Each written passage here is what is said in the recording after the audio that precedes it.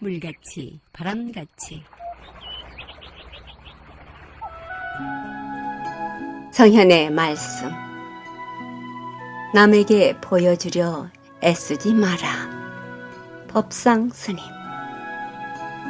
자신의 위대함을 혹은 자신이 잘 알고 있는 것들을 남에게 보여주려 애쓰지 말라. 위대한 사람일지라도 스스로 위대하다는 자기 도취에 빠지는 순간 바로 그 위대성을 잃게 된다.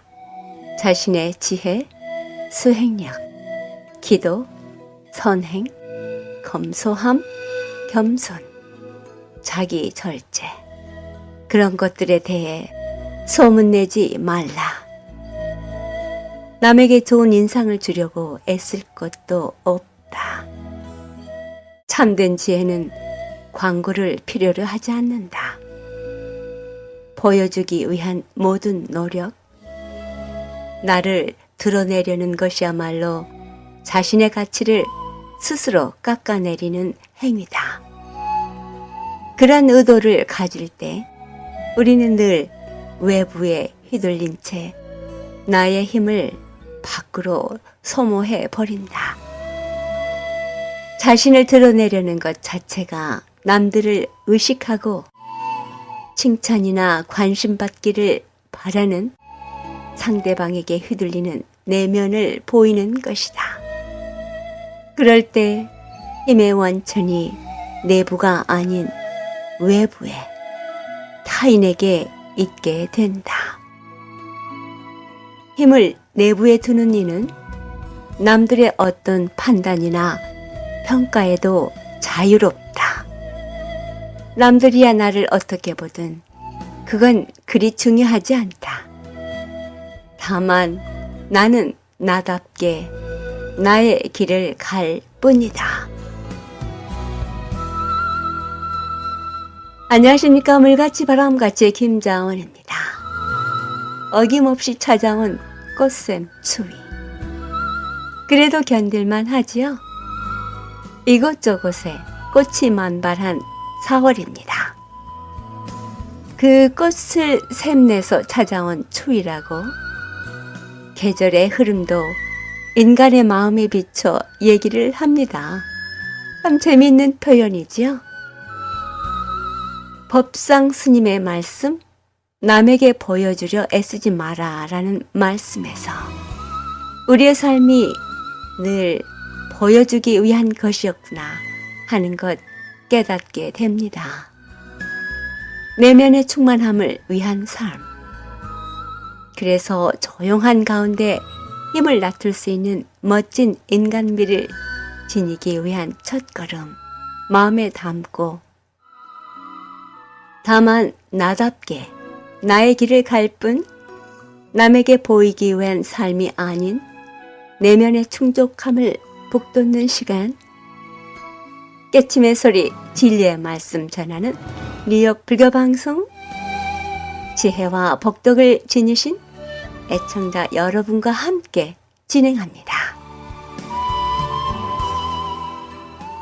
물같이 바람같이 뉴욕 불교방송, 오늘 이 시간에는 지난주 한국불교대학 대관음사 뉴욕 도량에서 해주신 주지 청호 스님의 법문 발췌했습니다. 우리의 한 생각이 바로 우리의 인생이며 한 우주가 된다는 법문입니다. 한국에 다녀오신 기념으로 예쁜 단주를 저희들에게 선물하셨는데요. 함께합니다. 단주를 선물을 할 때는 여러분 하라고 드리는 게 아닙니다. 이렇게 딱 차고 다니시다가 누가 옆에서 그거 이쁘네 그러면 당장 벗어줘야 됩니다. 그래서 그분들로 하여금 부처님 인연을 맺도록 하기 위해서 하는 거니까 그거 이쁘네 이러면 그냥 당장 벗어줘야 됩니다. 그렇게 하다 보면 그분도 불교와 인연이 믿어지게 되는 거죠. 그거는 제가 드리는 선물이고, 이거는 우리 큰 스님께서 여러분에게 복되고 건강하라고 드리는 선물입니다. 그래서 우리 큰 스님께서 주신 복돈이라고 해야 되나요? 쌈짓돈 제목을 보면 수이불류 그래놨죠. 이 수이불류 뒤에 보면 한문이 정확하게 나와 있거든요. 수이불류의 뜻이 받아들이되 머물지 않는다. 그래서 언제든지 우리가 상황에 따라서 변화할 수 있고 마음이 늘 변화해 가야 된다라는 그런 이야기입니다. 그 밑에 빨간 글자 한번 읽어보시겠습니다. 우리는 현실을 받아들이면서 미래로 나아가야 할 스스로의 의무를 지니고 태어난 존재이다. 큰 스님께서 의도하신 수의불륜은 현실은 받아들이되 현실에만 매몰되거나 현실에만 안주하거나 하지 않고 또 이 현실을 떠나야 된다. 내가 있는 현재 이 자리에서 떠나서 높은 하늘을 쳐다보고 높이 나는 새가 멀리 본다는 그런 말이 있죠. 그래서 우리가 앉아있는 이 자리에만 머물 것이 아니라 마음과 생각은 늘 미래와 그 높은 곳을 향해 나아가야 한다. 그것이 우리가 의무이다 하는 그런 내용인 것 같습니다. 우리도 플러싱에 살지만 늘 마음을 수행을 하면서 부처님이 가르치신 대로 수행을 하면서 늘 기도를 하고 있으면 반드시 좋은 생각이 떠오르고 그 생각을 따라가면 반드시 이루어지게 돼 있다라는 그런 뜻으로도 해석을 할 수가 있겠습니다. 이번 주에 해야 될 내용들이 법보를 한번 보시죠. 법보 밑에 사진이 우리가 등을 만드는 사진입니다. 지금 관음전에서 이제 등을 열심히 만들어가지고 이제 등이 거의 다 3분의 2 정도는 이제 등이 된 것 같은데 여러분 중에서도 마음을 내어서 정성껏 등을 한 등 정도는 만들어 보는 것도 좋을 것 같아요. 정성을 다했다면 그 모양이 조금 못 나더라도 등을 달게 되는 그 분도 기쁘고 감사하게 생각을 할 겁니다. 정성껏 하나 만들어서 같이 등 공양에 동참한 게 큰 의미가 있을 겁니다. 제가 이제 이 사진을 게재한 것은 우리가 항상 이렇게 나타난 결과만 보잖아요. 결과만. 떡이 있고 꽃이 있고 과일이 있는데 이 과일이 이까지 오기까지, 이 꽃이 이까지 오기까지, 이 등이 저기 걸리기까지 우리가 보이지 않는 노력들과 보이지 않는 약속들과 시간들과 마음 씀씀이들이 있다는 것. 그래서 제가 이렇게 등 만든다고 이렇게 늘려져 있는 모양이지만 이러한 흐트러져 있는 그런 과정을 통해서 여러분 천장에 있는 것처럼 정돈된 연꽃이 나오는 거니까 우리는 끝에 가서 이것만 보고 아이고 예쁘다 이렇게 하지만 연꽃이 여기 걸리기까지 얼마나 많은 사람들의 손길과 시간이 들겠습니까? 그것을 늘 생각하자.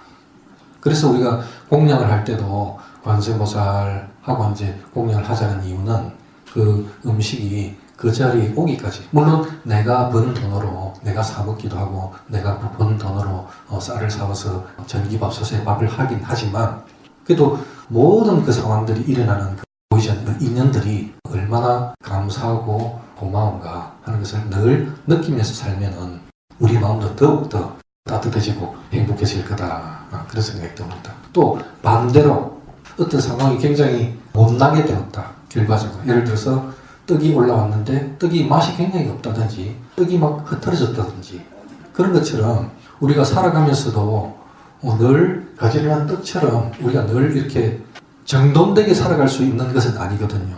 어떤 시기에는 보면 나도 모르게 힘겹게 그렇게 살아가는 그런 순간들이 있을 때가 있습니다. 그럴 때도 마찬가지로 정돈된 떡을 보는 것처럼 흐트러진 떡을 볼 때도 마찬가지로 또는 저분이 저렇게 흐트러져 보일 거면 그 이전에 그 상황이 얼마나 힘들었겠는가 지금 현재의 모습이 저렇게까지 됐겠는가 참 안 됐다. 내가 뭔가 말이라도 내가 따뜻하게 해줄 수 있으면 참 좋겠다라는 그런 마음을 냈으면 좋겠습니다. 여러분이 저를 보든 제가 여러분을 보든 여러분 도반을 보든 이웃과 친지들을 보든 간에 그분들이 혹시 굉장히 지금 힘든 상태 또는 내가 바람직하지 못한 상태에 있으면은 얼마나 힘들었으면 지금 현재 이 모습이 이렇게 됐겠는가 연민의 점을 늘 이렇게 낼 수 있도록 입장을 바꿔서 생각해보고 눈에 보이지 않는 그분도 굉장히 노력했는데 지금 이거밖에 안 될 수도 있는 거거든. 노력했는데 이거밖에 안 될 수 있는 경우가 참 많잖아요. 이런저런 인연으로 해서. 그러니까 그 순간의 어떤 모습만 보는 것이 아니고 보이지 않는 그 이전의 수억 급의 과정 또 잘된 것도 마찬가지고 잘된 것도 뭡니까? 단순히 우연히 잘 됐다 이런 게 있을 수는 없잖아요. 그러니까 그분이 그 전까지 그렇게 노력하고 힘써 그런 면도 또 칭찬해줘야 되고 축하를 해줘야 되고 또 힘든 경우에는 우리가 연민의 정을 가지고 뭔가 말 한마디라도 도와주리는 그런 마음을 좀 내자는 뜻에서 표지 사진을 제가 해봤습니다. 예. 안으로 들어가시죠. 금주의 본문 4월달은 참여의 달이죠. 여러분 다 같이 합장하시고 옴살바 무짜무치 사다의 사바를 저와 같이 여러분 그걸 아셔야 돼요. 성당에 가도 내 탓이요 내 탓이요 내 탓이로소이다 라고 가르치고 기독교에 가도 회개하시오라고 가르치고 절에 가도 참여하시오라고 가르치면 분명히 뭔가 이유가 있을 것 아닌가. 납득이 안 가더라도 공통 과목은 중요하다는 걸 알아야 돼요. 여기서는 가르치는데 저기서는 안 가르친다. 그러면은 조금 우리가 생각해 봐야 되지만 세계의 커다란 종교가 다 그렇게 가르친다는 것은 분명히 뭔가 내가 별로 잘못한 것 없는 것 같은데 자꾸 회개하라 그러고 자꾸 내 탓이라 그러고 자꾸 참여하라 그런 것은 분명히 뭔가 뜻이 있지 않겠는가 그렇게 여기시고 이 옴살바 모짜모치 사다의 사바 이번 한 달 동안은 내가 죽을 죄를 지었습니다 하는 그런 마음으로 내 몸과 마음을 완전히 내려놓고 참여를 하셔야 돼요. 드라마시도 생각하는 것이 굉장히 중요한 수행이고 가장 기초적인 수행이다. 그래서 기본적으로 그렇게 가르친다. 다른 종교도 마찬가지지만 암송 또는 챈팅을 하지 않습니까? 연부를 하는데 무언가를 외운다는 것의 의미에 대해서 오늘 잠시 좀 말씀을 드리겠습니다. 우리가 그런 얘기를 하죠. 노는 입에 연불한다 이렇게. 물론 연불이라는 말은 생각연자에 부처 불자인데 부처님을 생각하는 겁니다. 부처님을 생각하는 것 방법이 여러 가지가 있겠죠. 머릿속으로 부처님을 딱 떠올리는 것도 생각이죠. 노래 가사에도 그런 게 있지 않습니까? 생각난다 그 오솔길 그대와 단둘이서 이제는 가버린 가슴 아픈 추억 이렇게 죠 노래. 그냥 우리가 생각이 탁 떠오른단 말입니다. 그죠? 생각이 난다는 거죠. 그래서 그 난다라는 그 말하고 날생자 같은 딱 맥락이죠. 그래서 생각이 탁 이렇게 나는 겁니다. 그런데 왜 연부를 하라고 하겠습니까? 부처님 생각이 안 나니까. 짜장면 생각하고 첫사랑 오솔길 생각은 무궁무진하게 나는데 부처님 생각은 잘 안 나. 그러니까 어떻게 해야 됩니까? 생각을 해야 되는 겁니다. 연불. 그러면 생각을 해야지. 여러분이 언제 짜장면 생각을 해야지 그러고 생각을 합니까? 또는 첫사랑 이 생각을 떠올려야지 해서 어릴 때 즐거운 추억을 떠올려야지 해서 떠올립니까? 아니다 이 말이죠. 우리 생각은 그냥 나버리는 거다. 그런데 부처님 생각은 참 내기가 힘들다. 그래서 24시간 동안 잘 때도 그렇고 깨어있을 때도 그렇고 도대체 부처님 생각을 몇 분이나 하는지 물어보기 위해서 수행일지를 쓰는 것 아닙니까? 참회의 달에는 옴살바 모짜모치 사다야 사바라를 하루 24시간 중에 5분을 하는지 7분을 하는지 8분을 하는지 그것을 한번 대충 적어보라 그렇게 하는 겁니다. 그래서 우리가 부처님 생각을 해야지만이 부처님이 되는 거지요. 부처님 생각을 늘 하고 있으면 내가 부처님이 되는 거라. 우리가 늘 어린애처럼 생각을 하면 나이는 60이지만 어린애잖아요. 어린애 생각을 하면 어린애 말이 나오고 어린애 행동을 하는 겁니다. 나이가 17이라도 어른처럼 30살 먹은 사람의 생각을 하면 30살 먹은 사람의 말을 하고 30살 먹은 사람의 행동을 하는 거죠. 그만큼 생각이 중요하다. 근데 우리가 부처님 생각을 자꾸 하게 되면 어떻게 됩니까? 부처님처럼 말하고 부처님처럼 행동하게 된다. 우리가 부처님처럼 행동하고 말해서 부처님처럼 높아지려고 우리가 연구를 하는 겁니까? 아니다. 행복해지기 위해서. 부처님께서 말씀하신 것은 행복밖에 없어요. 행복. 행복해지기 위해서는 진정으로 행복해지기 위해서는 부처님처럼 닮아가야 되는 겁니다. 70% 부처님과 같으면 우리는 70% 행복한 것이고 20% 부처님 같으면 20%만큼 행복한 것이고 1%만큼 부처님을 생각하면 우리는 1%만큼 행복한 것이다. 우리가 일상생활에서 맛있는 음식을 먹고 행복한 것 또는 재미있는 게임을 하고 행복한 것 그런 행복하고는 다르다. 그럴 것 같으면 연구를 할 필요가 없죠. 그냥 우리가 하고 싶은 대로 먹고 마시고 즐기고 자면 되는 거다. 근데 부처님께서는 그런 말씀 하신 적이 없다. 우리 마음대로 먹고 마시고 즐기고 자면은 안 좋게 된다고, 불행해진다고 말씀하셨지 행복해진다고 말씀하신 적이 없다. 적어도 우리가 불자로서 부처님의 가르침을 배우고 부처님처럼 수행을 하려고 한다면은 가장 기본적으로는 부처님 생각을 해야 되고, 부처님 생각을 하는데 가장 쉬운 방법이 염불이다. 염불은 여러 가지가 있을 수 있지만, 물론 관세음보살이 사경을 하면서도 부처님 생각을 하고, 또 머릿속에 부처님 모습을 떠올리면서 부처님 생각하고, 지금 여러분은 저 뒤에 있는 부처님을 바라보면서 부처님을 바로 생각하는 겁니다. 바라보는 것 자체가. 심지어 부처님을 바라보면서도 딴 생각을 할 수는 있어요. 우리가 중고등학교 수학 시간에 칠판을 멍하게 바라보면서 오늘 오후에 떡볶이 먹으러 갈 생각을 할 수가 있다. 그래서 우리가 참회의 달, 집중의 달, 기도의 달, 참선의 달 이렇게 정해가지고 자꾸 이제 부처님의 생각을 심화시키는 과정에 이제 늘 돌아가면서 하는데, 그 중에서 거의 대부분은 외우는 것이다. 그러니까 한 생각 다른 생각이 일어나는 그 순간에 옴살바 모자모지 사다야 사바를 이번 한 달 동안 열심히 외우실 거예요. 아시겠죠? 그래서 그만큼 외운다는 것이 중요한 것인데, 왜냐 하면은 우리가 행동을 할 때 불교에서 업을 짓는다 그렇게 이야기하는데, 업이란 것은 이러면 더 쉽게 말씀드리면 습관입니다. 습관. 어제도 이 시간에 일어났기 때문에 오늘도 이 시간에 일어날 확률이 상당히 높죠. 습관적으로. 그래서 이제 얼리 버드도 있고 나이트 아울도 있고, 그런데 우리가 말하는 것도 습관이고, 저 사람은 이런 상황이면 늘 꼭 저렇게 얘기하더라. 또 해가지고 저녁에 출출해지면 또 어디 가는 이제 습관이 생기는 거죠. 그래서 우리가 일상생활에 매일 일어나서 잠들 때까지, 심지어 잠버릇까지도 습관이지 않습니까? 그래서 오늘 이렇게 살았으면 내일 이렇게 살 확률이 높고, 어제까지 이렇게 살았기 때문에 오늘 또 이렇게 사는 거죠. 그게 업입니다. 몸으로 하는 업, 말솜씨로 하는 업, 마음으로 하는 업.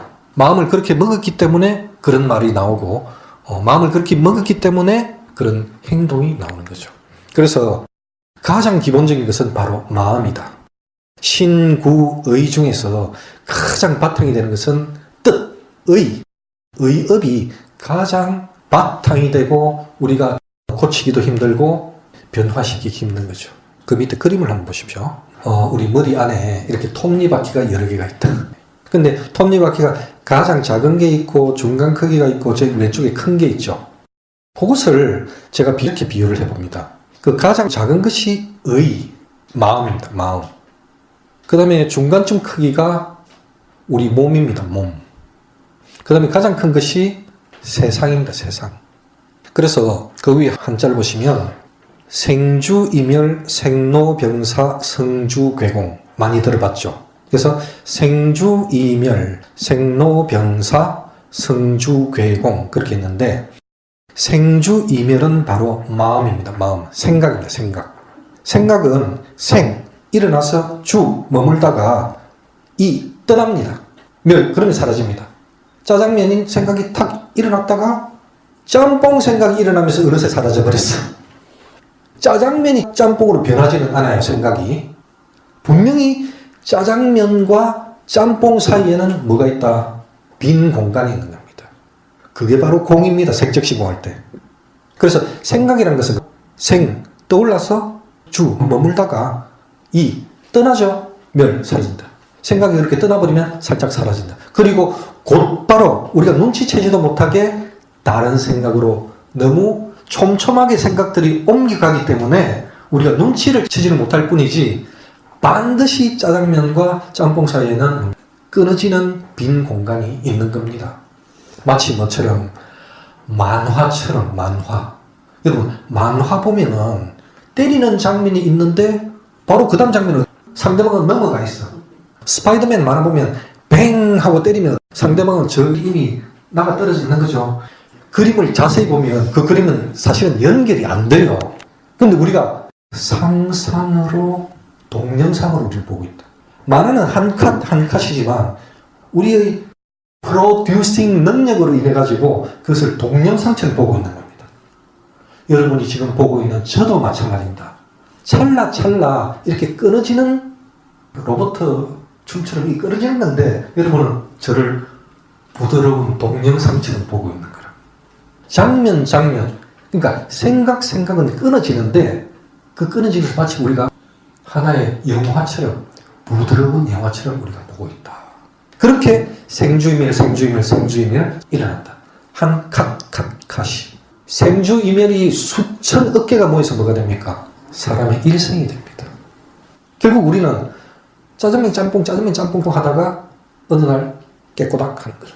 그래서 생주이멸이 생로병사를 이루게 됩니다. 생로병사. 결국 우리의 생각이 우리의 인생을 만들고 있다. 그러면 이번 생, 다음 생, 그전생, 다다음 생 해서 끊임없는 이 생로병사가 모여서 한 우주가 됩니다. 한 우주. 한 빅뱅이 됩니다. 143억 년 전의 빅뱅 또는 5천년 전의 천지창조로부터 지금까지 또는 알파와 오메가까지 그렇게 한 우주 사이클이 된다. 거꾸로 따지고 보면 한 우주는 수없는 생로병사로 이루어지고 한 생로병사는 수없는 생주이멸로 이루어진다. 결국 한 생각이 바로 우리의 인생이자 우리 우주입니다, 여러분. 이 한 생각이 지금 이 순간의 한 생각이 한 삶이자 한 우주가 되는 겁니다. 그래서 이 생각이 얼마나 중요한 건가. 생각이 바로 인생이고 생각이 바로 한 우주다. 한 세상이다. 그러니까 그 생각을 뭐로 바꾼다? 부처님으로 바꾼다. 그래서 순간순간마다 부처님으로 연결되면 생로병사가 부처님이 되는 것이고 생로병사가 부처님이 연결되면 성주개공이 부처님이 된다. 온 우주가 부처가 된다. 그래서 우리는 순간순간 이렇게 부처님을 넣기 위해서 부처님 생각이 날 때까지 내가 가장 좋아하는 것만큼 날 때까지 그렇게 습관을 들여준다. 그것이 바로 염불이다. 이번 달에는 옴살바 모짜모치 사다야 사바를 하면서 내가 어릴 때부터 지금까지 알게 모르게 남한테 몸으로 잘못하고 입으로 잘못하고 또 마음속으로 잘못한 그 모든 것들을 참회한다. 그렇게 하는 것이 이번 4월달 여러분하고 저하고 같이 수행을 해야 될 내용입니다. 이 톱니바퀴를 잘 기억을 하셔야 돼요. 그래서 그 한 생각이 바로 내 인생이고 내 인생이 바로 온 우주다. 여러분 돌아가시면 사실은 우주도 없어요. 그걸 아셔야 돼요. 내가 죽고 나면 뭐 어떻게 뭐 잘 되겠지. 그런 건 있을 수 없습니다. 어차피 또 살아나. 어떤 상태로도 다시 있게 되어 있습니다. 저희 모친께서 올해 88인데 남자친구가 면회를 오니까 바로 그 뒤부터 그 다음날부터 입술에 구찌베니를 바르고 아이라인을 긋고 그 마음 여러분 그래 안 될 것 같습니까? 그래 됩니다. 들어 누워 있어도 마음은 청춘. 바로 그 마음이 청춘이기 때문에 몸이 썩어 문드러져도 마음은 청춘으로 남아있어서 어디 된다? 윤회를 한다. 마음이 남아있기 때문에. 다음 생에는 안 태어나고 싶다라는 분들 잘 들으세요. 안 태어나고 싶다는 그 마음도 마음입니다. 그 마음 때문에 그 다음 생에 안 태어나고 싶어서 또 태어나. 무슨 말인지 모르겠습니까? 완전 공성 상태가 가야지 그게 생사를 초월하게 되는 거다. 그래서 어쨌든지 노력을 하셔야 돼요. 노력을. 그래서 제가 그 이제 수행 일지를 드렸는데 수행 일지를 반드시 기록을 하셔야 됩니다. 우리가 늘 하는 대로 살면 늘 하는 대로 살다가 늘 하는 대로 죽는 거라. 우리가 조금 더 행복해지기 위해서 여기 앉아 있잖아요. 그런 방법 중에 하나가 염불이다. 깨어 있으면 옆에 사람을 이렇게 인식을 하게 되는 거죠. 부처님 공부를 열심히 하면 그렇게 됩니다. 우리 큰 스님이 자주 하시는 말씀이었는데 좀 잘해보자고요. 여러분 오늘 그하고 이제 같이 불패를 한 이 인연으로 한 주 동안 이 탁 트인 마음으로 옴살바 모짜모치 사다야 사바 잘 하고 아시겠죠? 네. 관성살. 지금까지 법문의 한국불교대학교 관음사 뉴욕 도량 주지 청허 스님이었습니다. 156과 35회변을 플러싱에 있는 대관음사에서는 매주 일요일 11시 정기 법회가 있으며 법문이 있는데요. 두 번째 일요일인 약사제일 인등기도가 있고요. 일요일 오후 3시엔 108배 정진이 있고요. 월요일부터 토요일까지는 오후 8시에 108배 정진이 있습니다. 불교에 대한 궁금증이나 부처님 가르침의 정법에 대해 알고자 하시는 분 전화 718-791-7128로 연락하시기 바랍니다. 물같이 바람같이 뉴욕 불교방송은 부처님 말씀을 나누는 법당입니다. 전파에 실려 여러분께 다가가는 법문은 진리를 우주 법계에 울려 퍼지게 하는 일이지요. 부처님 법을 알리는 공덕은 금은 보화를 산더미만큼 보시하는 것보다 더 크다고 하셨습니다. 그만큼 진리는 물질적 한계를 넘어선 일인 것이지요. 불교 포교는 곧 이 세상에 행복과 안락 그리고 평화를 선물하는 것과 같습니다. 이러한 일은 어느 개인의 일이 아닙니다. 우리 모두가 해야 할 공덕이지요.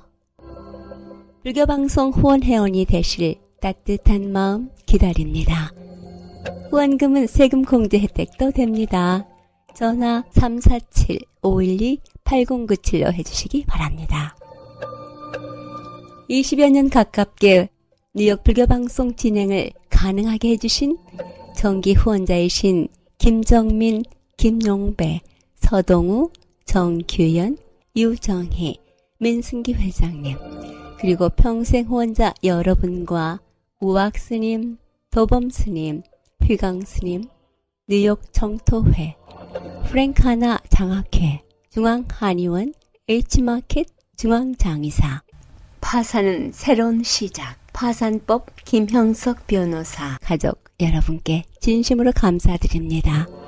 그 외 보이지 않는 곳에서 여러분의 후원과 정성어린 마음이 함께하기에 뉴욕 불교방송의 진행 원만하게 할 수 있습니다. 고맙습니다. 그리고 이 방송 여러분과 함께 꾸밀 수 있도록 여러분의 신행담, 나누고 싶은 얘기 연락해 주시기 부탁드립니다. 전화번호 718-461-6131 347-512-8097입니다.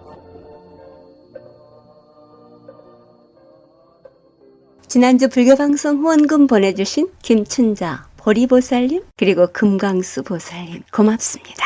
여러분의 정성어린 후원과 격려로 진행되는 불교방송에 여러분들의 따뜻한 격려와 부처님 법을 전하는 밝은 연등 밝혀주시기 부탁드립니다.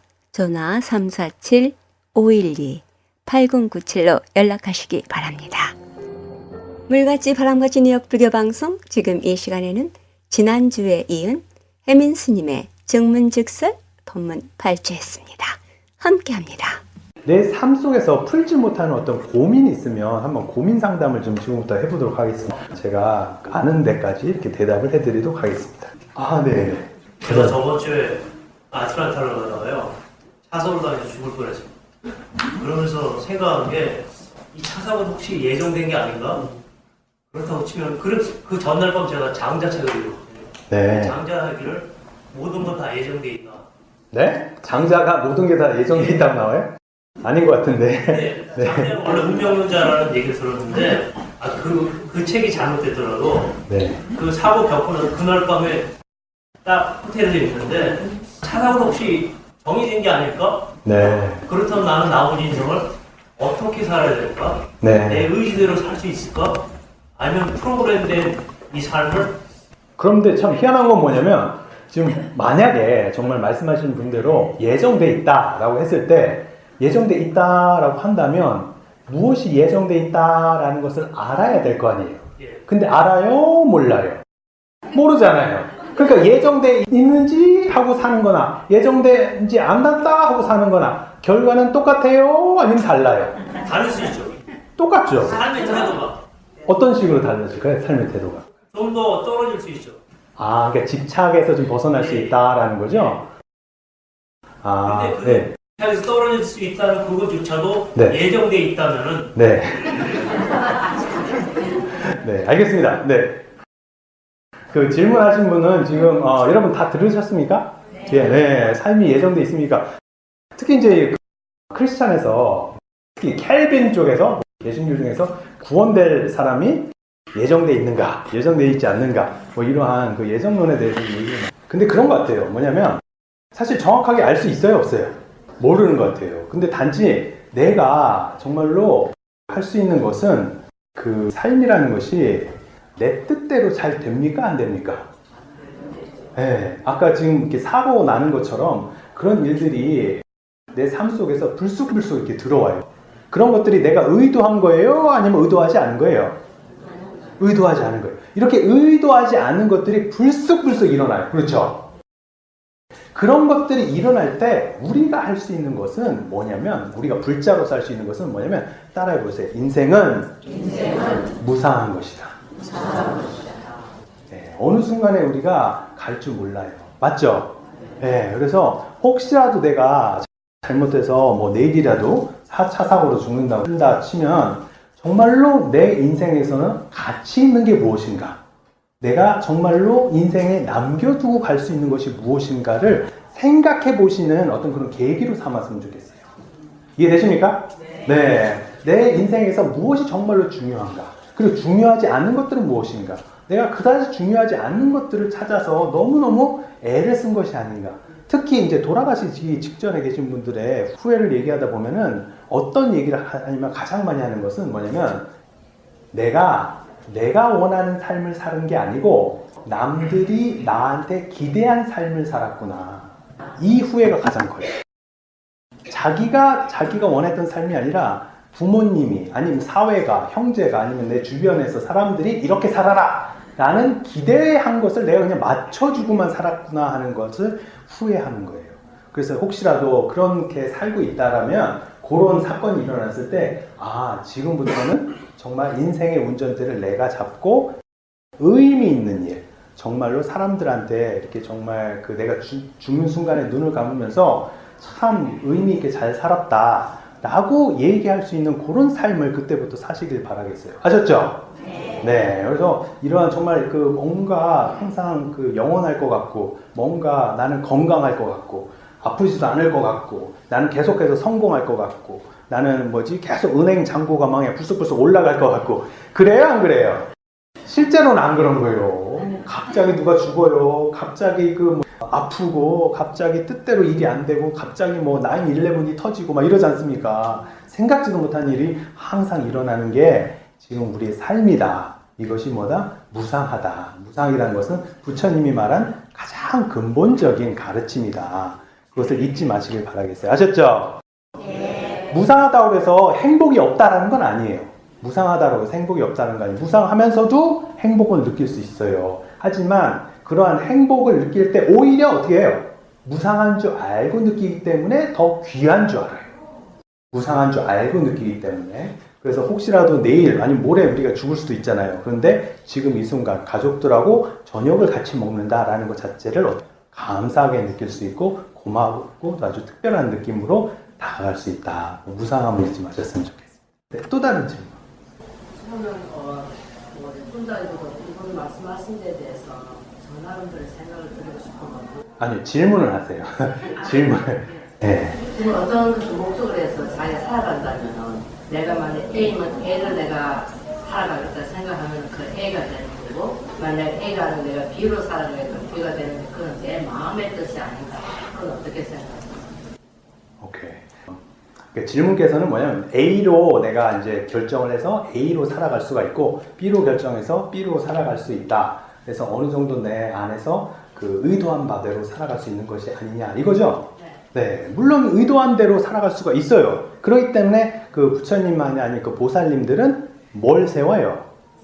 원을 세우는 거예요, 원을. 그래서 온 중생을 내가 어떻게 해요? 구원하겠다, 구제하겠다라는 원을 세워서 의도한 대로 살아갈 수가 있습니다. 네, 살아갈 수 있는데, 그래서 이왕이면 그 의도하는 바가 그 다른 사람들과 함께하고, 그리고 나만의 어떠한 그러니까 우리가 불행하다라고 느끼는 것은 뭐냐면 진리의 역행에서 살 때 그래요. 진리의 역행. 이게 무슨 말이냐면, 진리라는 것은 나 혼자 독립돼서 따로 존재합니까? 아니면 온 우주와 연결돼서 존재합니까? 연결돼서 존재하는 거예요. 우리가 행복한 건 어느 때 행복하냐면, 나와 다른 사람들과 마음의 문을 열고 소통이 됐을 때, 진심이 서로 전해졌을 때, 서로 간에 어때요? 같이 있는 것이 행복하고 이렇게 즐겁습니다. 그렇죠? 네. 예. 행복이란 게 그런 거예요. 따라해보세요. 행복은 연결감을 느낄 때 행복합니다. 예를 들어서 이게 이제 봄꽃이 이렇게 피면은, 봄꽃이 피는 곳을 이렇게 걸어가면은 자연하고 연결감을 느껴요? 안 느껴요? 느껴요. 그럼 자연하고 연결감을 느끼면 행복해요? 안 행복해요? 행복한 거예요. 그리고 다른 사람들 오늘 이렇게 절에 매일 이렇게 오시는 것도 뭐예요? 우리 오래간만에 한 일주일에 한 번씩이라도 우리 옆에 계신 우리 도반들 이렇게 얼굴 보면서 한 주간 잘 있었습니까? 라고 이렇게 얘기를 해주면은 연결감을 느껴요? 안 느껴요?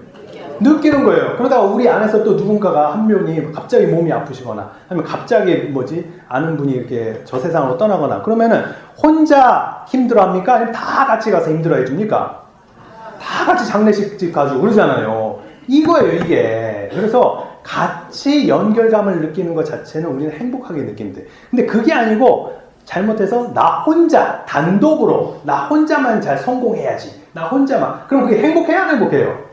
오래가지 않는. 예를 들어서 여러분들 로또에 당첨이 됐는데 내가 로또에 당첨됐다는 이 사실을 아무한테도 얘기 못해. 행복해요, 안 행복해요? 하나도 안 행복하거든. 나 혼자만 알아. 그러면 이거 하나도 안 행복해요. 어떤 좋은 일이 있을 때 누군가가 정말로 잘 됐구나 하면서 박수 쳐주는 사람이 있을 때 우리는 행복한 거예요. 연결감을 느낄 때 우리는 행복하다. 그래서 진리에 역행하지 말고 같이 이렇게 의도한 대로 사는데 어떤 방향으로 가냐면 바로 연결감을 느낄 수 있는 그러한 방향으로 서로 이렇게 나누어주고, 특히 그리고 이렇게 순환시키고. 순환되지 않은 것이 우리 몸에 딱 하나가 있어요. 세포가. 그 세포가 뭔지 알아요? 암세포입니다. 암세포. 암세포는 순환을 안 해요. 자기 것만 증식을 해. 자기 것만 증식을 하면 어떻게 돼요? 나중에 어떻게 돼요? 네, 전체가 다 죽잖아요. 전체가 다 죽어요. 그래서 사실 우리가 지금 자본주의에 살잖아요. 우리 미국이라는 나라도 그렇고. 근데 자본주의의 특징이 뭐냐면 자본을 끝없이 증식만 하는 거예요. 순환할 줄 안다, 모른다? 모르는 거예요. 그래서 여러분 돈 있으면은 은행 같은 데 가가지고 투자하러 갈 때 돈을 불려달라고 가는 거예요? 아니면 내 돈을 좀 줄여달라고 하는 거예요?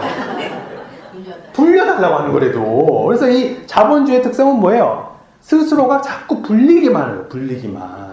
불리기만 하는데 이 불리기만 하다 보면은 이게 소통, 순환이 안 되기 때문에 행복한 줄 알아요? 몰라요? 몰라요. 그래서 행복하려면 은행에서 돈을 찾아서 친구들 저녁을 사준다. 아셨죠? 그게 행복이래죠, 그게. 아니, 은행 통장에서 그 숫자 올라가는 게 그게 무슨 의미가 있어요? 네, 그래서, 물론, 최소한 살 만큼 있긴 있어야 되겠죠? 네, 남한테. 그렇지만, 정말 행복이라는 건 나눠줄 때, 같이 할 때, 순환될 때 우리는 행복한 거지, 따로 자기 혼자 이렇게 독각처럼 막 그렇게 혼자 살면은 안 된다는 거, 불행하다는 거, 외롭다라는 거, 단절된다라는 거예요. 또 다른 마지막 질문. 네. 스님께서는 미국에서도 외국인들 행도도 많이 하고 그러셨는데요. 어떤 계기로 인해서 한국에 가서 그런 것을 하실 생각을 하셨습니까? 지금 질문이 미국에서 교수 생활 잘하고 있지. 왜 그냥 교수 생활 그냥 척버리고 왜 한국 가냐고 질문하시는 것 같은데요. 네, 참 좋은 질문이신데 그런 것 같아요. 뭐냐면 제가 교수 생활을 오랫동안 해보니까 한 7년 했거든요. 해보니까 느낀 게 있어요. 뭐 느꼈냐면 엄청 바빠. 교수들이 바쁩니다. 여러분들 교수님들 보면 막 여름방학 막 넉 달씩 있고 그래서 평화롭고 즐기는 삶을 산다고 착각하실 수 있는데 실제로 어마어마하게 바빠요. 자기 생활이 없을 정도로 항상 논문의 압박이야. 끝없는 그 논문의 압박과 더불어서 내가 공부하는 것이 이 실질적으로 인생에 어렵고 힘든 거 아니면 내 삶과 이렇게 연결되면 참 좋은데 안타깝게도 이런 것이 크게 연결이 잘 됩니까? 안 됩니까? 예를 들어서 1000년 전에 중국 송나라에서 사대부가에서 불교를 이렇게 믿었다라는 것이 내 삶하고 지금 연결이 돼요? 안 돼요? 안 된대도. 그런데 그걸 해야 되는 거예요, 평생. 평생 그 고문을 다 읽어가면서 도대체 송나라 때 어떻게 그 불교를 믿었는가 뭐 이런 걸 하는 거예요. 계속해서 그런 것을. 근데 그것은 너무나도 지금 옆에서 힘들어하는 사람들, 가족이 깨져나가고, 지금 제가 말했듯이 막 갑자기 그 아이들이 태어났는데 장애가 있고, 아니면은 이혼을 하고 남편이 외도를 하고, 막 이러한 실질적인 아픔이 있는 것에 비해서는 너무나도 가치가 없어 보이는 거예요. 제 입장에서는. 이해가 되십니까? 네. 그래서 학자로서 사는 게 되게 뽀대는 나는데 교수다 그러면 뭔가 좀 뭐 있어 보이잖아요. 그렇잖아요. 우리나라 특히 한국 가면은. 그런데 제 삶에 큰 의미가 없다라는 게 느껴졌어요. 의미는 이렇게 아픔을 같이 나누고 싶고, 그리고 똑같은 에너지를 드리면은 훨씬 더 많은 사람들을 이렇게 제가 그 아픔을 달래줄 수 있구나 하는 느낌을 들어서 그런 방향으로 제가 좀 이렇게 틀게 된 겁니다, 사실은. 지금까지 혜민 스님의 증문즉설 법문이었습니다. 현재 서울 인사동에 개원한 고담선원에서 마음치유 프로그램으로 삶에서 지친 여러분들 고통과 아픔을 달래주고 치유하는 보살행을 실천하고 계신 혜민 스님이었습니다. 혜민 스님 웹사이트가 있습니다. 인터넷 창에 마음치유 혜민 스님이라고 치시면 만나실 수 있습니다. 불광선원에서는 매주 토요일엔 불광문화학교를 운영하여 젊은이들에게 한국인의 역사와 한국어 등 여러 가지 프로그램으로 한국인의 긍지와 자부심을 심어주고 있습니다. 그리고 오는 4월 17일 일요일 11시에는 뉴욕 불광선원 개원 20주년 기념 법회가 있습니다. 기념 법회에서는 범종불사 회향식 및 수불 큰 스님 초청 대법회가 있습니다. 여러분들의 많은 동참 바랍니다. 불광사행 버스도 있습니다.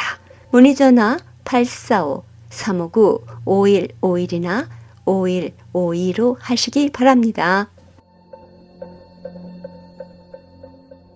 물같이 바람같이 뉴욕 불교방송, 지금 이 시간에는 법륜 스님의 증문즉설입니다. 남편과 육아에 관한 고민이 있어서 질문을 드리는데요. 네네. 예, 남편이 미국 사람이고 또 아이들이 만 3살 또 1살 아들이 2명 있어요. 네네. 근데 스님께서 남편을 잘 섬기면 아이들도 잘 된다 하셨고 해서 남편을 무엇보다 잘 섬기려고 노력을 합니다. 그런데 남편과 육아관이 충돌할 때는 아직도 어떻게 해야 될지 고민이 많이 되는데요. 그러니까 저희 남편은 다 좋은데 그 불같은 성격이 있어가지고 아이들이 말을 잘 안 들으면은 좀 심하게 야단을 치고 또 고함도 지르고 또 깔끔한 성격이라서 이렇게 어지는 것을 잘 보기 안 좋아해요.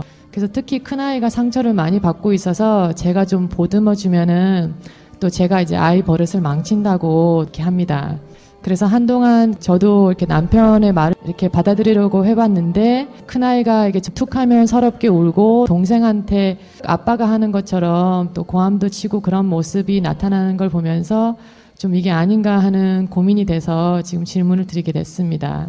남편이 원래 아기를 원치 않았는데 제가 결혼을 할 때 나랑 결혼하고 싶으면은 나는 아기가 꼭 있어야겠는데 어떻게 해야겠냐고 물었더니 남편이 당신에게 아기가 그렇게 중요하다면 나도 괜찮다. 그래서 결혼을 했습니다.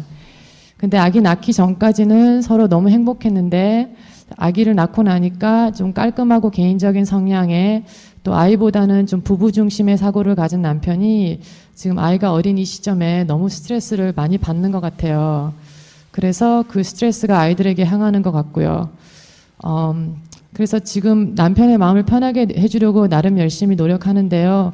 처음에는 분명 도움이 되는 것 같았는데 그 점점 날이 갈수록 그 오히려 남편의 투정도 좀 늘어나는 것 같고 또 아이들과 경쟁하려는 것처럼 보일 때도 있어요. 그래서 제가 잘하는 건지 계속 이렇게 섬기는 게 맞는 건지 또 육아에서도 남편의 의견과 충돌을 할 때 무조건 받아들여야 되는 건지 아니면 어떻게 해야 될지 궁금합니다. 지혜를 어떻게 키워야 될지도 모르는 수준에서 왜 애를 낳아 키워요? 그것도 애도 안 낳아본 스님한테 그걸 묻는다.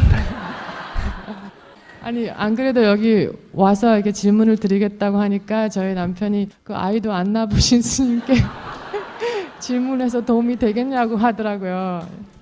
그래요. 근데 그 남편 말이 지당한 말이에요.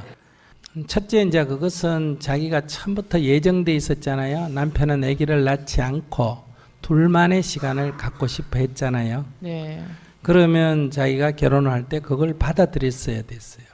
지금 남편의 얘기를 안 듣고 나는 아기를 낳아야 되겠다. 그러니까 남편은 자기하고 결혼하고 싶어서 아기 낳는 걸 허용한 거예요. 그러니까 자기는 아기는 원치 않는데 네가 원하니까 할 수 없이 허용한 거 아니겠어요. 네. 그 여기서부터 이제 근본 문제가 발생하는 거죠. 그러면 이제 결혼하기 전에는 이제 온전히 아내가 자기를 향해 있었는데 아기를 낳으니까 그러니까 남편의 입장에서는 강력한 경쟁 상대자가 나타난 거예요. 아기라고 하는 경쟁 상대자가. 그러니까 아기한테 짜증을 내는 거는 심리적 흐름으로는 너무 당연한 거예요. 그러니까 이게 결혼 초기 아기 낳았을 때 이렇지 않는 남자들도 있지만 한 절반 정도는 자기의 사랑이나 관심을 아기한테 뺏겼다 하는 데 대해서 심리적으로 말 못할 상처를 갖고 있는 사람들이 많습니다. 신경질적으로 표현하는 사람도 있지만 차마 애하고 경쟁한다고 말할 수는 없고 또 자기도 그 심리를 잘 못 읽어요. 자기 스스로도. 이런 성격의 남자라면 아기를 낳아서 남편이 있을 때는 아기한테는 전혀 관심을 안 주고 남편한테만 관심을 줘야 돼요. 그래서 아기가 있는 것이 자기에게 아무런 장애가 안 된다 하는 그걸 심어줬어야 됐는데 자기는 또 아기를 좋아하니까 남편은 뒷정이고 아기에만 관심을 갖게 되니까 감정의 충돌이 계속 일어날 수밖에 없지 않느냐.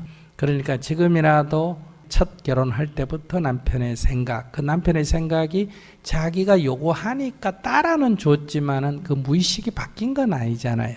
이제 이렇게 짜증으로 나타나니까 항상 최우선으로 아무리 아기가 어려도 남편이 있을 때는 남편이 어른이라고 생각하지 말고 이제 애가 둘이라고요? 네. 그럼 애 셋이라고 이렇게 생각을 하셔야 돼요. 그래서 항상 큰 애를 먼저 돌보고 그 다음에 이제 두 번째, 세 번째 돌보는 이런 마음으로 늘 큰 애를 우선적으로 돌보는 자세를 첫째 가져줘야 된다. 어떤 경우에도 먼저 관심을 가져주고 애기한테 내가 관심을 가져야 될 때는 항상 남편한테 뭐라 그러냐면 늘 양해를 구하고 미안하다 그러고 애기를 돌봐야 돼요. 그게 이제 부부지간에는 이게 굉장히 어려운 일이에요. 사실은 이게 뭐 내가 니는 아니야 이런 생각이 있으니까. 근데 이거는 심리적으로 그렇게밖에 될 수가 없어서 이 문제를 풀려면 이렇게 해야 남편의 짜증이나 신경질을 좀 줄일 수가 있어요. 그리고 남편이 아기에 대해서 야단을 치거나 뭐라고 할 때는 그걸 나서서 간섭하면 안 돼요. 그러면 더 이렇게 화를 돋우게 돼요. 그때 막 아기를 안고 이래 돌보면 그게 이제 아기한테는 어떠냐 하면 무의식 세계에 아빠는 나쁜 사람, 엄마는 좋은 사람 이렇게 심어지기 때문에 애하고 아빠하고 사이가 장기적으로 굉장히 나쁜 관계를 유지할 가능성이 높아요. 그렇기 때문에 아빠가 아기를 야단칠 때는 가능하면 관여를 안 하는 게 좋아요. 뭐 아버지가 지에 야단치는 거니까 나하고 관계없는 이웃집 아저씨처럼 그냥 이렇게 조금 떨어지고 그리고 그 문제로 아기를 위로하면 안 돼요. 그러면 아기 심리가 아빠는 나쁘고 엄마는 좋은 사람처럼 심리가 들기 때문에 그냥 아기는 아기대로 그 일은 모른 척하고 그냥 아기는 아기대로 돌봐야 된다. 장기적으로 아이의 심리를 건강하게 하려면 자기가 조금 더 지혜로워지고 두 번째는 냉정해야 된다. 이렇게 말할 수 있어요. 그러니까 일반적인 그 아기 키우는 책 보는 거는 네. 남자가 이러지 않는 엄마가 아기한테 어떻게 할 거냐만 거기 기록되어 있는 거지 이런 남자의 문제까지는 전혀 그 사람들은 고려를 안 하고 쓴 책이기 때문에 그래서 책을 함부로 보고 책 보고 아기 키우면 100% 실패합니다. 그냥 정성으로 키워야지 어미의 삶이 건강하면 자식은 저절로 건강해진다. 그러니까 남편이 조금 짜증을 내더라도 남편을 잘 위로하고 달래고 해서 부부관계가 화목하고 자기가 남편한테 스트레스를 안 받아야 아기가 건강합니다. 아기가 남편한테 직접 스트레스 받는 거는 그렇게 큰 상처는 안 됩니다. 자기가 남편한테 스트레스를 받으면 그거는 아기한테 굉장히 큰 스트레스로 다가간다. 즉 대부분 엄마가 아기를 안고 키우기 때문에 엄마의 스트레스가 아기의 스트레스가 돼요. 그렇기 때문에 자기가 스트레스 안 받고 아기를 키우는 게 중요하지. 그러니까 쉽게 얘기하면 아빠의 버릇이 아들에게 가는 건 맞는데 그게 엄마의 거울이라는 데 반사해서 애한테 간다는 거예요. 그러니까 엄마가 그걸 비치지 않으면 애기한테 전이가 안 된다. 그래서 우리가 아이의 영향은 80~90%가 엄마의 영향이에요. 그래서 자기가 아기를 보호하려면 남편이 어떻든 자기는 스트레스를 안 받고 잘 남편을 다독거려서 잘 살아가면 아이는 그런 좀 나쁜 영향을 좀 받는다 하더라도 크게 성격이 왜곡되지는 않는다. 그러니까 남편 때문에 애가 나빠진다 이런 생각을 하시면 안 돼요. 남편을 항상 아이고 여보 미안해 화를 내거나 뭐 바로 내가 따지지 말고 애 나무래지 마라 왜 그래 교육상 나빠 이렇게 얘기하지 말고 아이고 여보 미안해 내가 잘못했어.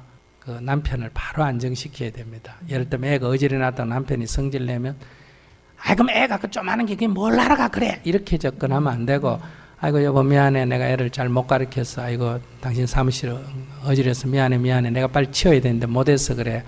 이렇게 해줘야 그 남자가 심리가 안정이 되지.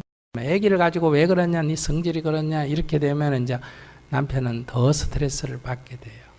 네. 자기가 선택을 할 때 이거는 조금 어려운데 사실은 어떤 여자도 이거 감당하기는 아이에게 나쁜 영향 안 주기 위해서 감당하기는 어렵지만은 자기가 처음부터 애기 안 갖겠다는 남자를 선택했잖아요. 네. 그 선택이 잘못된 거예요. 그러면 이 남자와 결혼을 안 하든지 그다음에 두 번째는 아기를 안 갖든지 해야 되는데 내 욕망대로 그걸 설득을 해가 아기를 가졌기 때문에 그럼 이 과보는 내가 감수를 해야 되는 거예요. 지금 이거 남자를 고쳐가지고 하겠다는 거는 전부 다 내 뜻대로 하겠다는 거거든요. 그러니까 남편의 그런 입장을 부부관계가 괜찮다면 그거를 자기가 감내해 줘야 된다. 그러면 아이들에게는 큰 문제는 없습니다. 정말 감사드립니다. 네. 지금까지 증문즉설 법문의 법륜스님이었습니다. 법륜스님의 동영상 법회에 참석하시고자 하시는 분 뉴욕 정토에 연락하시기 바랍니다. 전화번호 718-461-2486입니다. 1분 불교 공부 진행의 설정고사님입니다. 석가모니 부처님이 돌아가시면서 남기신 말씀은 내가 말한 법이 곧 너희들의 스승이 될 것이다. 시간은 빨리 흘러가니 쉬지 말고 정진하라입니다. 부처님은 깨달음을 얻은 후 열반에 들 때까지 불법을 폈는데 독특한 방법을 사용합니다. 다정다감하면서도 알기 쉬운 대화로 상대방의 기질과 능력에 맞게 가르침을 폈는데 대기설법입니다. 그리고 상대방의 능력을 성숙시켜 가면서 단계적으로 차원을 높여가며 진리를 말씀하셨는데 차제설법입니다. 부처님은 자신의 가르침을 확고부동한 진리로 여기지 말라고 당부했습니다. 자신의 가르침은 어느 하나의 목적지로 가기 위한 방편 중에 하나일 뿐이라고 했습니다. 부처님은 45년 동안 가르침을 펴고 교화하면서 다녔지만 난 설한 바가 아무것도 없노라고 했습니다. 어디에도 집착함이 없고 걸림없는 마음으로 각자 스스로 깨우치라는 말씀입니다. 지금까지 1분 불교 공부 진행의 설정고사님이었습니다. 불교방송 후원업체입니다. 류지필드에 있는 중앙한의원 부부 한의사가 함께 연구하고 상담 치료합니다. 각종 통증 치료와 남성과 여성의 불임 치료, 한방 해독 다이어트에 대해 집중 진료합니다. 불임 치료나 다이어트에 관심 있으신 분 중앙한의원에 문의하시기 바랍니다. 최고의 침술과 청정 한약재로 진료합니다. 뉴저지 리지필드 중앙한의원 201-840-4130 이경림 공인회계사 소개해드립니다. 신용과 정직을 바탕으로 오랜 경험에 실력 있는 한미회계법인 이경림 공인회계사, 한국과 미국 회계에 관한 제반 업무 믿고 맡기십시오. 문의전화 212-768-9144. 파산은 새로운 시작입니다. 파산법 김형석 변호사. 뉴욕 전화 718-939-0700, 뉴저지 전화 201-585-0700으로 연락하시기 바랍니다. 사랑과 정성의 H마켓 상품권으로 후원하고요. 중앙장의사, 뉴저지와 플러싱에 있는 하봉호 중앙장의사, 여러분의 어려운 시간 마음으로 함께합니다. 718-353-2424. 플러싱 노던 블루바드 164가에는 버파 허브, 보광 한약국 소개합니다. 전통 한약으로 임신에 도움되는 보약, 질병 치료 후 회복에 도움되는 한약과 편한 수면을 위한 한약 등 성의껏 지어드립니다. 전화 718-886-7744로 연락하시기 바랍니다.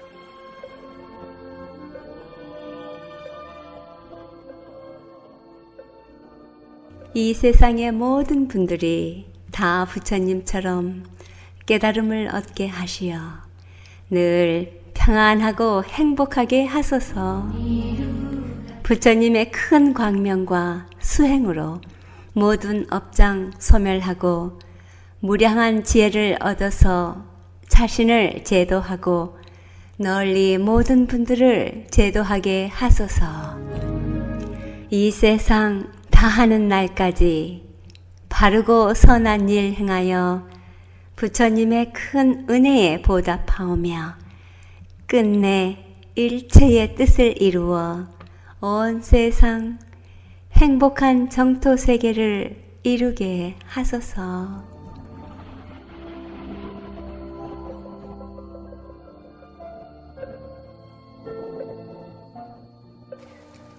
요즘 각 사찰에서는 고운 연등이 새로 만들어졌고요. 여러분 지극한 마음의 연등 밝히기를 기다리고 있습니다. 지혜의 등, 사랑의 등, 우정의 등, 건강과 행복의 등 자신의 염원이 담긴 연등을 밝히시기 바랍니다.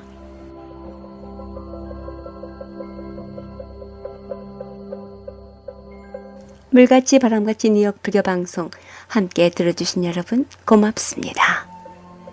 월호 스님께서는 삶을 자꾸 상승시키기 위해서는 반드시 원을 세워야 하고 원을 세우는 것이야말로 자신의 가치관을 바꾸게 하는 결정적인 힘이 된다 하셨습니다. 부처님 오신 날이 가까워 오고 있습니다.